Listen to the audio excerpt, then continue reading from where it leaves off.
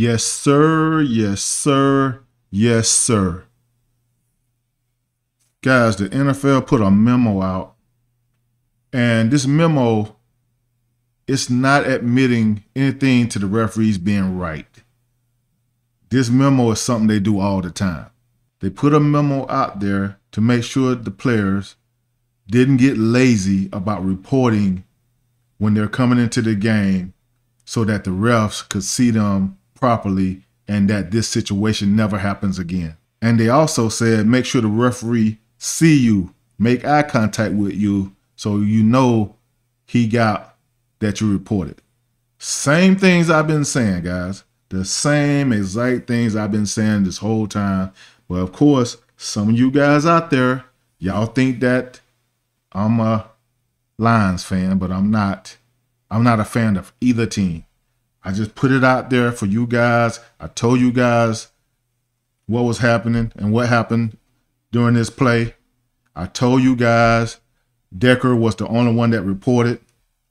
And you guys, a lot of you guys don't want to listen to me. A lot of you guys don't want to listen to me, but maybe you'll listen to some other guys. I'm going to show you those guys in a little bit.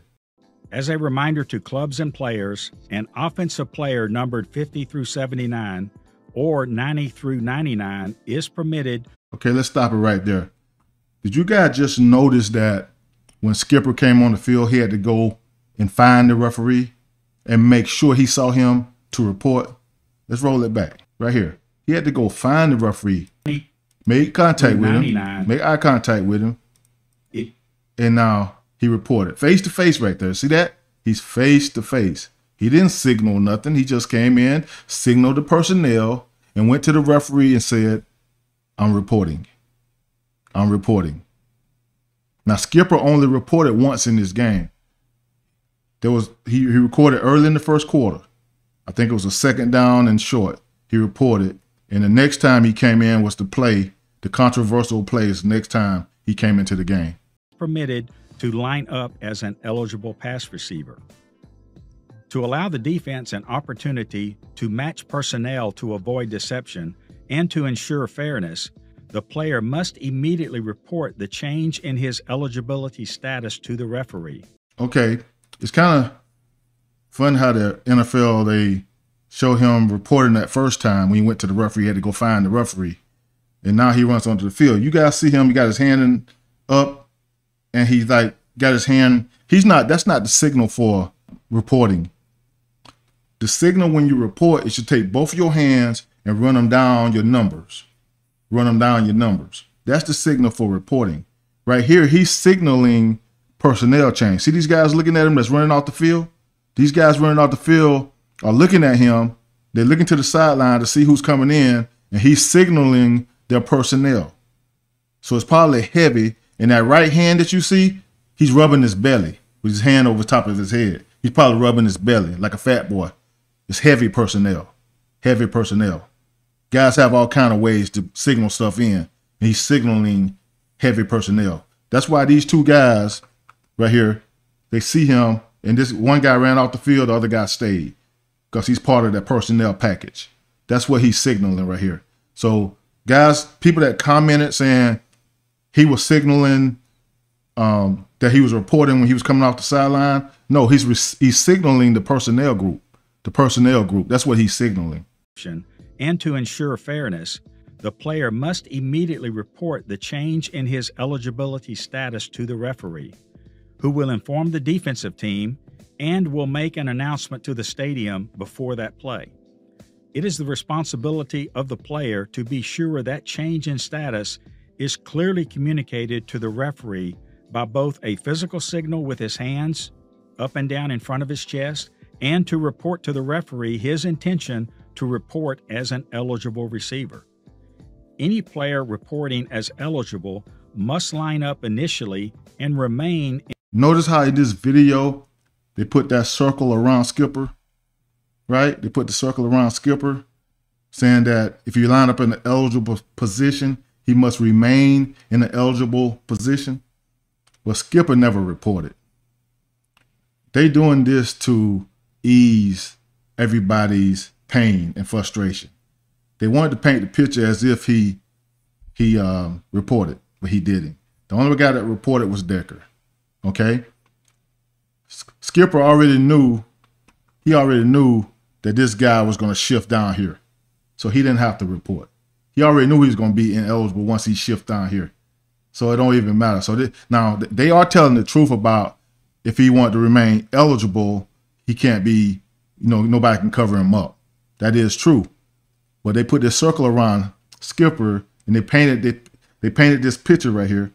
They put this out here so to try to ease everybody's feelings, to make it think that this guy reported and he ain't eligible no more once this guy moved down. That's the picture they wanted to paint. But in reality, Decker was the only one that reported. He's the only one that had to report, because when they shift down here, he's on the ball. They shift down here, he's ineligible anyway. Both of these guys ineligible anyway. They're not going to go out for pass because you got a X receiver on the line of scrimmage here. We're going to have a wing coming out in here. You got a Z receiver right here, right? I mean, he's going to shift to the backfield. You got your Z receiver right here. So shift to the backfield, shift to a wing, come down to here, and get on the end of the line of scrimmage. He's on the ball. So basically, these two guys are going to be ineligible anyway. And then you got this guy here that's eligible because he's the tight end. It's an unbalanced set. It's an unbalanced look. That's what this is. And I've been saying this from the get-go. They circled him, and now you got everybody out there want to come and say, the NFL said the referees were right. That's not what they're saying. They just trying to clear up anything going forward that may happen so that this whole thing never happened again. They're not saying the referees were right. They just paint the picture and and stating a fact that once this guy's covered, he's ineligible anyway. He's ineligible right now. He's ineligible right now. We got guys on the line of scrimmage like, he's ineligible already. So, you know what I'm saying? So they just want to paint this picture by circling him. And for the people out there that don't really know football and don't understand it, they like, hey, the referees were right. I seen videos on YouTube already saying that the referees were right. No, they wasn't. The referee messed it up. He messed it up.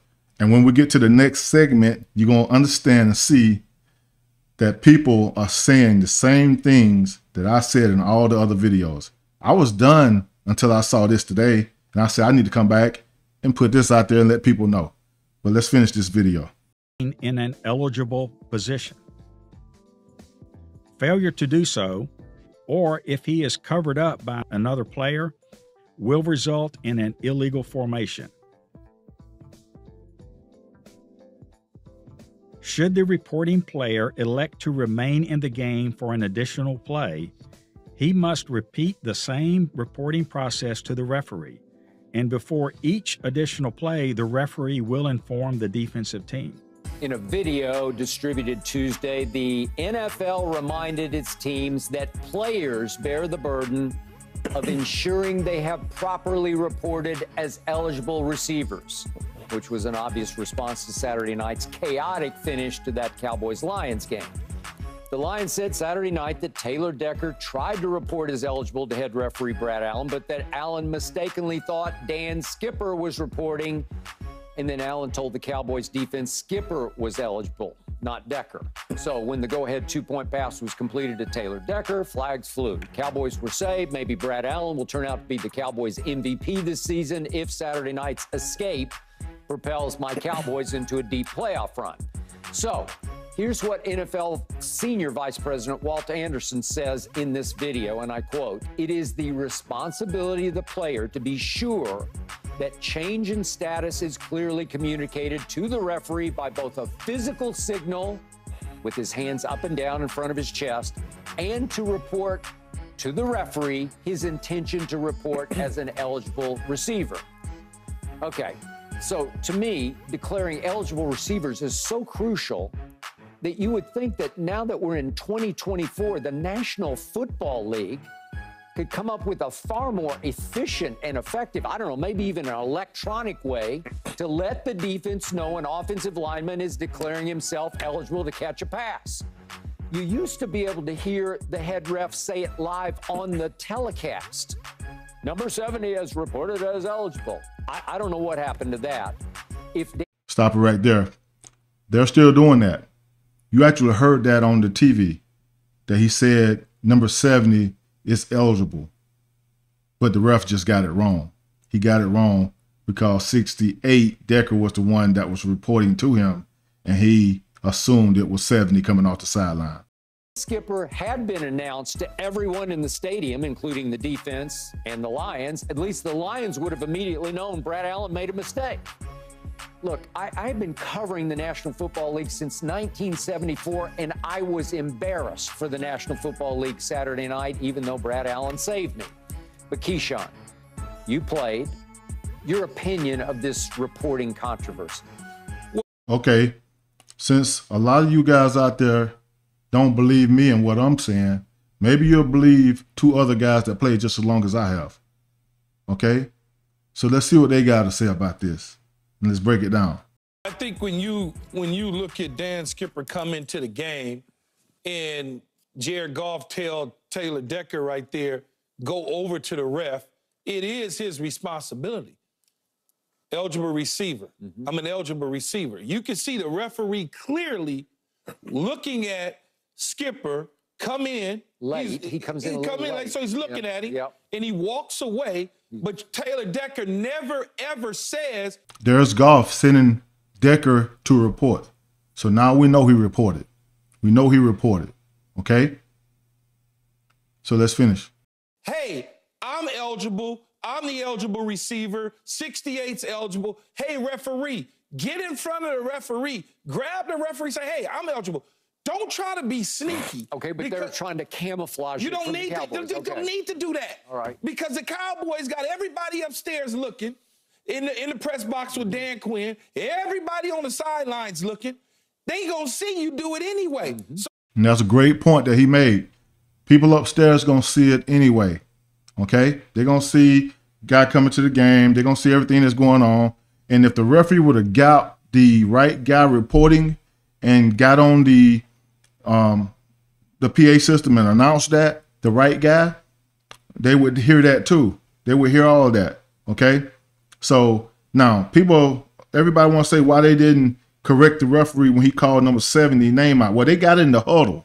The guys got it in the huddle and they're trying to hear the play. They're listening to the play. The guys on the sideline probably was all invested into the play. They were invested into the play and probably didn't even register with them what he said, anything like that, right? And so basically, and then the guys were going to get out the huddle fast, run to the line of scrimmage, shift fast, and then run the play. That's not to let Dallas see exactly what was going on. Don't get a lot of eyes on the play. The referee not getting it right, with him not getting it right, he hurt both sides of the ball. Because now he hurt the offense because they got the penalty, illegal touching, and he also hurt the defense who don't know who to cover. They don't know who the eligible is. Because when they came up, when Skipper was covered up, they knew that he couldn't be eligible. He's not the end man on the line of scrimmage anymore. And basically both of those guys, both of those guys on the end of the line of scrimmage were ineligible because you had a receiver outside covering them up. So neither one of those guys were eligible. That's why they never reported. They never reported because they knew they was going to be ineligible anyway. And the only person that reported was Decker. Let's finish. Trying to be anonymous and doing it, that didn't serve you any good. Because remember, Penei Sewell goes in front of the referee also. Yes, you got to go in front of them so they can see you. Yes. We practice this literally every single week because this is in. They didn't just put this in for the Cowboys. No. This is in for every single game that they decide when we get in a two-point situation, what's our best two-point play. I think I said that in every one of the videos. They practice this every week. They practice it every week. It's their go-to plays, the two-point conversion plays. They practice them every week. So if they need them, they got them. And you heard Keyshawn, who's on the offensive side of the ball. He just told you they practice it every week. They know exactly what to do. They will also, in practice, report. They'll report to whatever coach standing there, whoever get their report. They'll put their hands and they'll report. Down the chest, rub the numbers, they'll report. Okay? They do it every single week in practice. So they make sure they got these plays and they rehearse these plays. So if they need these plays, they can use them. He just pointed that out, and I said that in every video. Hey, we got a list of them. Hey, let's go to this one. Let's go to Taylor Decker. Now, Taylor Decker may have just I don't know, it probably was a big moment. He's excited. He's trying to make sure that they don't see him. You just got to go over there and just do it. And if they cover it, they cover it. And the problem is, guys playing today, none of them do it. They just go up to the referee and tell him they're reporting. I think the whole league got a little lazy with bringing their hands down their chest to let them know that they're reporting. So with Decker being right there in the referee's face, and you got to think, when Skipper ran onto the field the first time, he had to go find the referee, get in his face, and tell him too. He didn't signal anything. He never signaled anything. He just told him, he was reporting. That's all you got to say. I'm reporting. And that's the same thing that Decker did. So, like Keyshawn's right where they should be signaling the thing, rubbing their hands down their chest. But I think the whole league has gotten lazy with that. And that's why that memo was sent out today. That's why that memo was sent out to tell guys, you got to start signaling so these referees can know who's eligible, who's not, who's reporting and who's not. Okay? That's why they sent that memo out. And I think the league's got lazy with that. And so he's right. You got to get the attention of the official. You got to make sure you make eye contact with the official. Make eye contact. If he look at you, you know he got it. That's just what the rules are. I don't think that anything needs to be changed, except he needs to communicate that clearly to the referee as he's walking away. Go chase him down. Go do it. But to the NFL. And let me say this. When Decker went over there, it was a timeout. Decker walked over to the ref to let him know that he was reporting. He was clear with it. He told him, I'm reporting. And I think the ref heard him, but he saw 70 coming off the sideline. And like I told you guys, 99% of the time, a guy that's reporting comes from the sideline and not from the huddle. So it went over the referee's head that the guy actually talking to you from the huddle is the guy reporting, because the ref had his eyes outside on number 70 running into the game. And that's what happened. Let's finish. Point, it's really ridiculous for them to say that, because clearly Skipper couldn't have verbalized it from that distance if two guys are standing in front of you and couldn't have verbalized it. So you're saying I need to physically do it and verbalize it. He ran away. Brad Allen ran away before Skipper could even get close enough to hear him and verbalize it. He's already gone. And on that play, Skipper's not eligible. It's literally Penei Sewell and Decker are the eligibles. They're the two ends. They're both playing tight end on the play.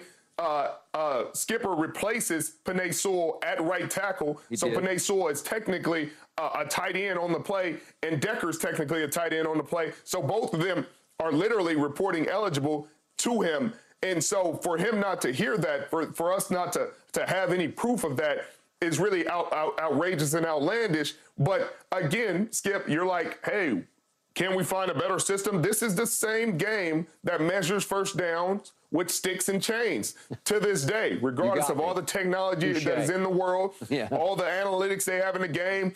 They sit there and bring chains out and sticks and use human beings to spot the ball where their eyes might have potentially saw it every time, whether it's the front foot or the back foot. You know, we talked about that before. So we're talking about a game that purposely, and listen to what I'm saying, purposely leaves human error, purposely leaves mistakes on the football field, purposely leaves things up to chance and subjective opinion. And so, I think that Penei Sewell and Decker both reported, and Brad Allen just went through the motions of what he expected to be the truth. So why did Dan Skipper go over there if he's not part of the? That's exactly what happened. That's exactly what happened. What he just said is exactly what happened. He thought 70 was reporting, and he messed it up. What was it, to try to camouflage? Yes, trying to disguise. Yeah, to try to disguise it. When in reality, that Brad Allen's going to run over there and say, hey, Penei Sewell, 68 and 58 are reporting eligible. He would have went over there and said it anyway. So to your point, Key, it wouldn't have made any difference, because they're going to announce, they should announce it to the stadium, and he should announce it to the defense. Okay, and remember, Dan Skipper had been setting up this two-point play by reporting frequently during the game to try to throw the Cowboys off. And unfortunately, he threw Brad Allen off because Brad Allen saw him maybe out of the corner of his eye looping around and thought, I guess it's going to be 70 again, so I'll just go say Dan Skipper, 70 is eligible. Okay.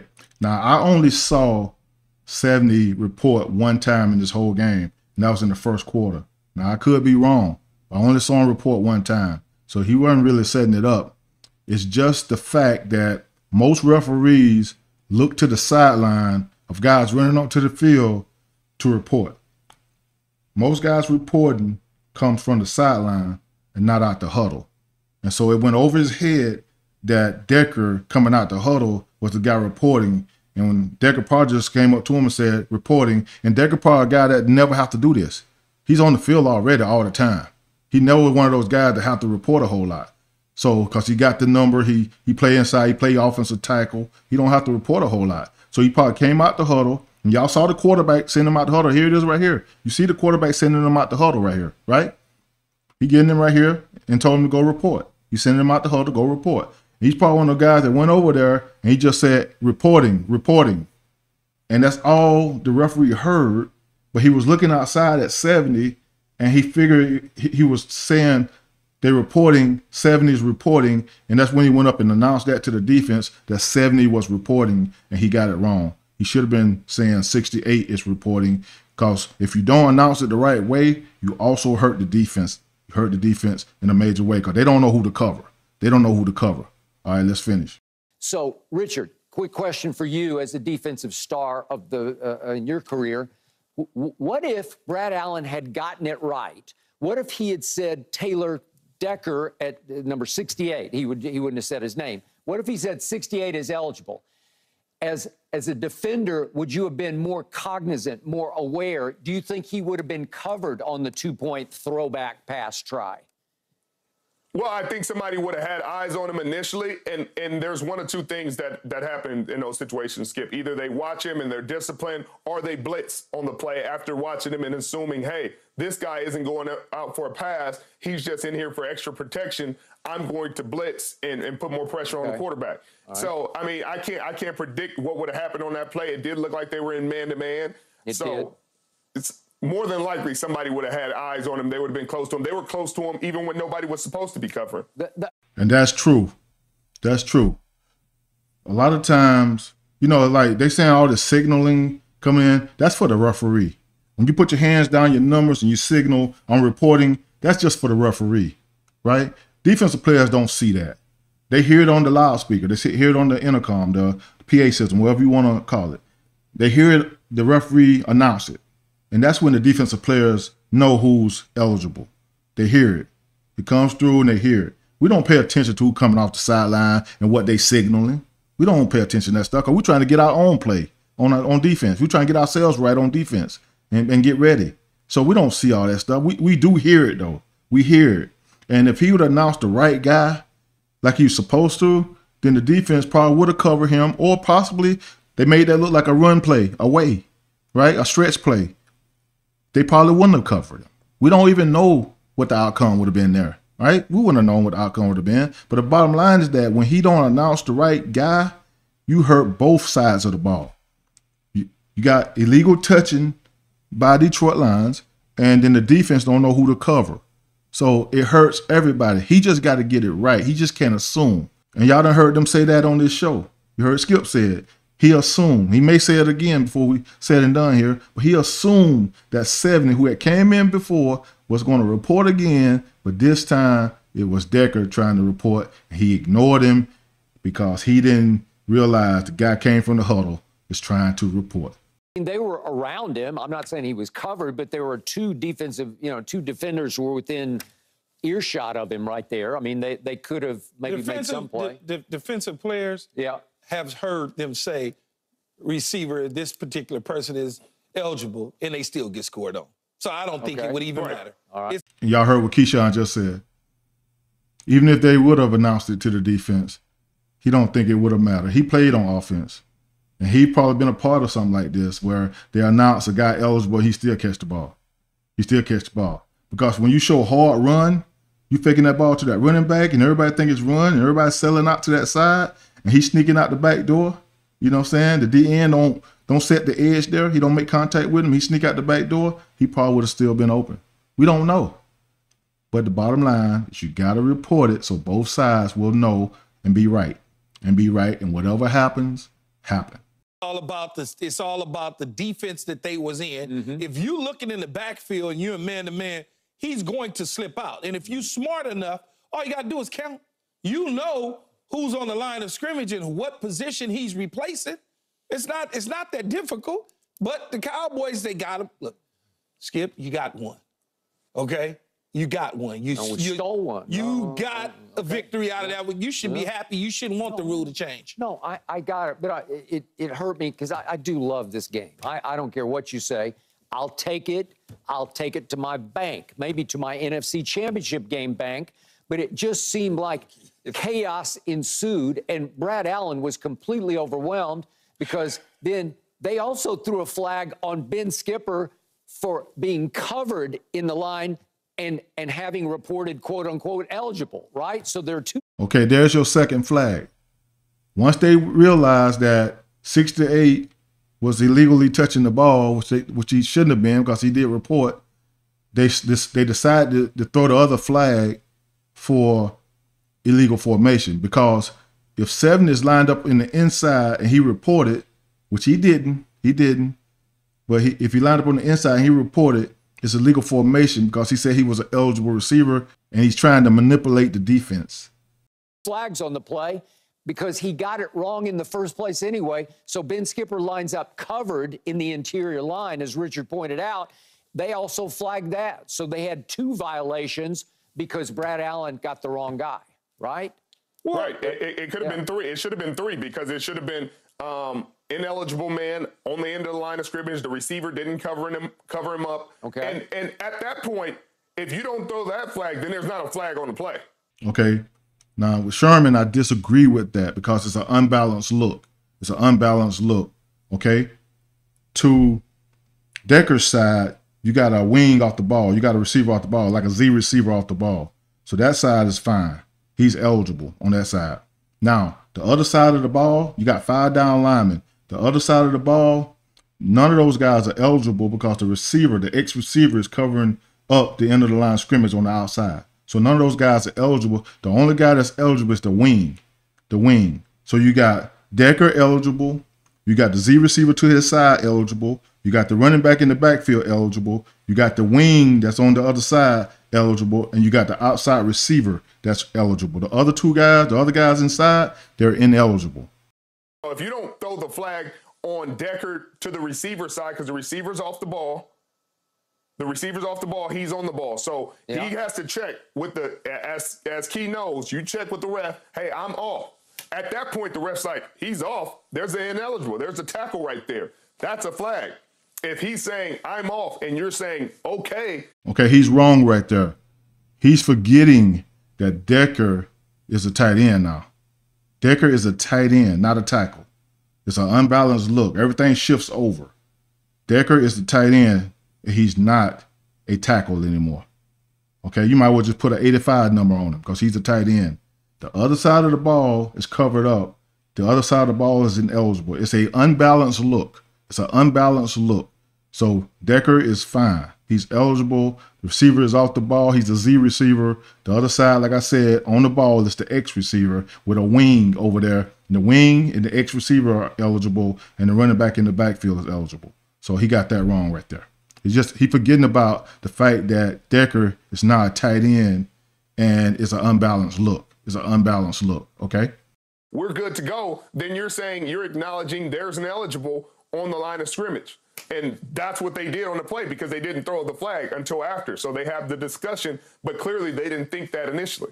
Man, kick the field goal. I mean the PAT, man. Kick the PAT. Kick the PAT, though, Dad. Now, I do agree with Keyshawn right there where now initially you can't say kick the PAT, go for it, try to win the game. They went for it, and actually they did win the game, right? They did win the game. At least they thought they did, right? Okay? Now, when this penalty happened, I myself would have kicked the extra point to send it to overtime and go from there. Because it's easier to run a 2-point conversion when you're on the 3-yard line as opposed to trying to run a 2-point conversion backed up a little bit. So I would have kicked the extra point, went to overtime, and figure it out from there and try to win the game in overtime. You didn't get it. Kick the PAT and go to overtime. What are you doing? Once you get the flag, Once you get the flag, PAT. you don't go and try it two more times. But then Micah gave it right back because he was offside. Yes, and guess what? Kick the PAT. Again? Just kick the PAT. You wouldn't go for it once you got back to the original line of scrimmage? No. Kick the PAT. I got a chance to possibly be the 1 or the 2 seed. Why am I surrendering that? Because I have one home playoff game and I won the division? It's just who Dan Campbell is. It's what he's always been. Yeah, but no. You don't think that's a good buddy of mine that I played with. Yeah. Dan is dead ass wrong. Okay, you don't think his team would have lost a touch of respect for him if he didn't go for it? We went for it. Okay. We showed that we could score despite the eligibility stuff. Now, PAT, take this thing in overtime. Let's win the coin toss, and let's go down there and score. All right. So I got one more nuanced question back to you. We just went 70 to get down you there. Did 75. Yeah, 75. Okay, I understand. Come on. Okay, so Keyshawn, you're saying that both Penei Sewell, 58, and Taylor Decker, 68, as they go to Brad Allen, you think they're both trying to report, or do you think Penei Sewell was there for window dressing and camouflage? I'm going to give my answer first, and I'm going to let you hear him. It was window dressing. It was camouflage. They were trying to disguise what was happening. They wanted to all go back there, so now the defense will have to think about everybody back there and figure out who they're going to cover. It's a way to manipulate the defense and not know exactly who's going to be eligible. Make them think a lot more.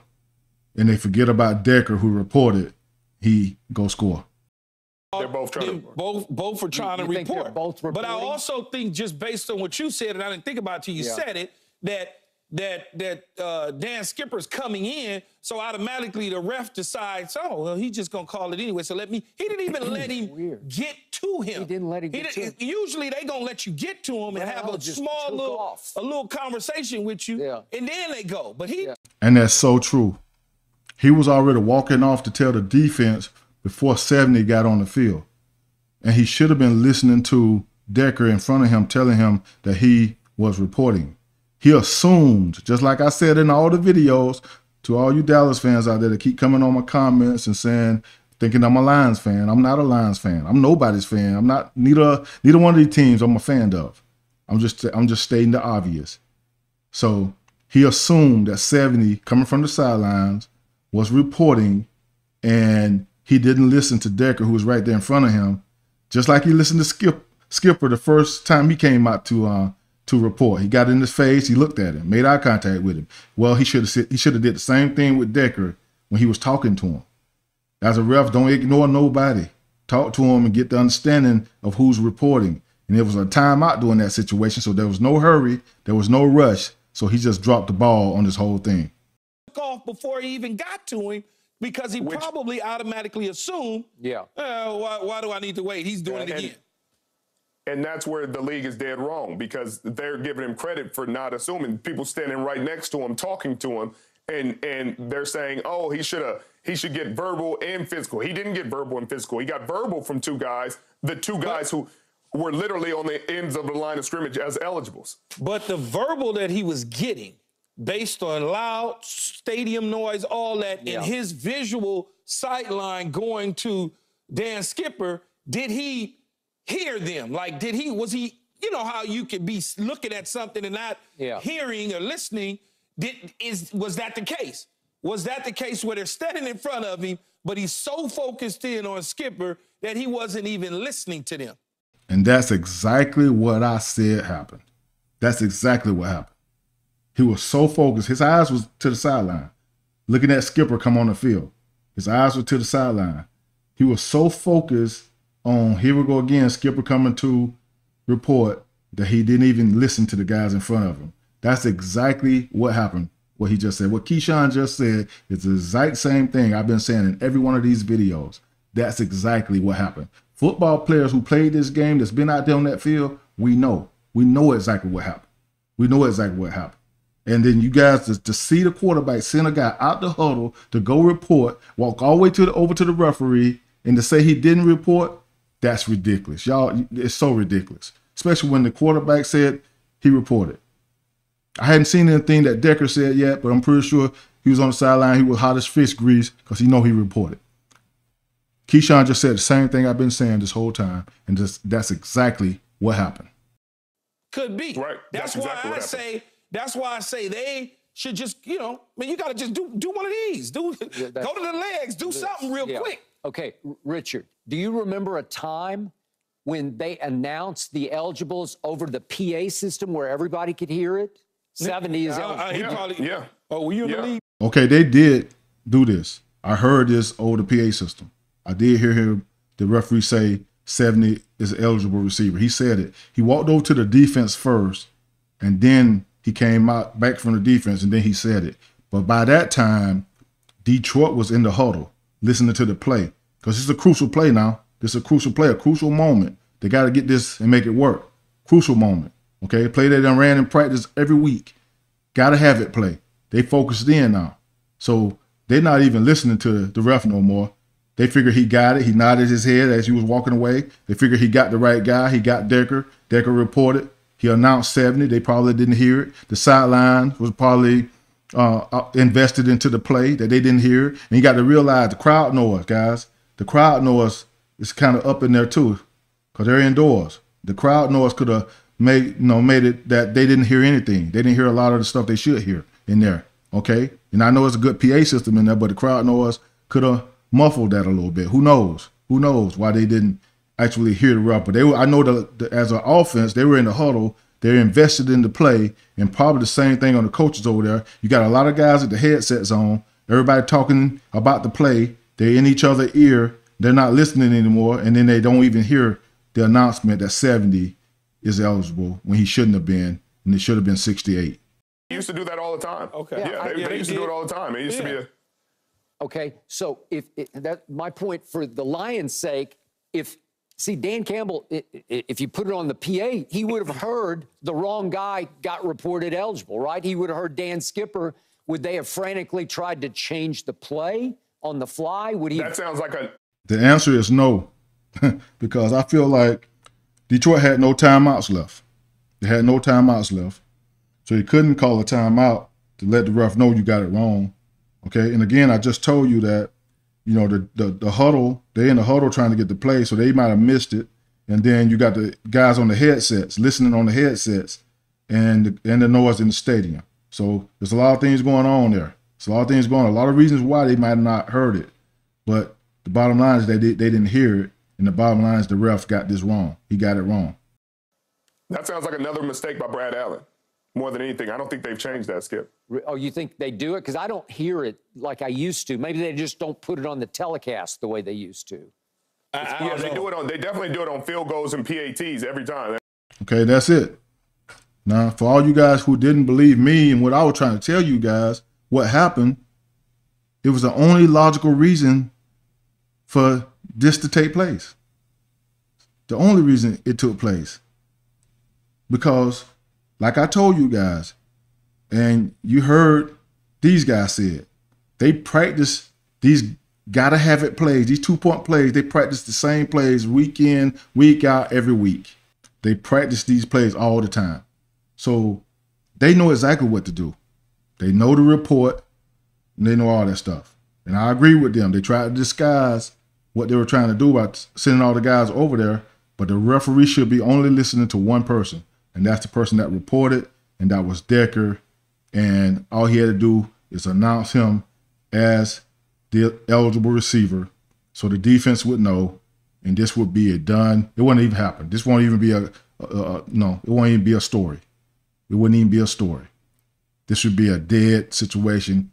We'll be moving on with our lives, not even worried about this situation. Well, we are going to move on because the team got to move on. It's playoff time. It's playoff time, and everybody got to move on. The referee hurt both sides of the ball. Both sides of the ball didn't get the right information to be successful, okay? So he hurt both sides of the ball. And the fact that I've told you guys this in 3 other videos, and now you heard 2 other pro players that played a long time in the league tell you the exact same thing. I hope you guys can stop all the craziness. Even if you're a Dallas fan, whatever you may be, most times you're going to be the Dallas fan because they hate to see the title. My title kind of makes things a little bit worse than they are because I say the Detroit Lions got robbed. As soon as you see the title, a lot of you guys would like to come on here and comment blindly without even listening to what I said in the video. Okay? I'm not on anybody's side. I'm the middle guy. I'm a guy that played 15 years. I'm a guy that won a Super Bowl as a coach. So hopefully you guys start listening. Hopefully you guys will subscribe to the channel. Hopefully you guys will hit that bell icon so you get all my videos whenever I post. Hopefully you guys will hit the like button to push it out there to more people. And hopefully you guys enjoyed the CD Lamb short that I did from the game. He had a hell of a game.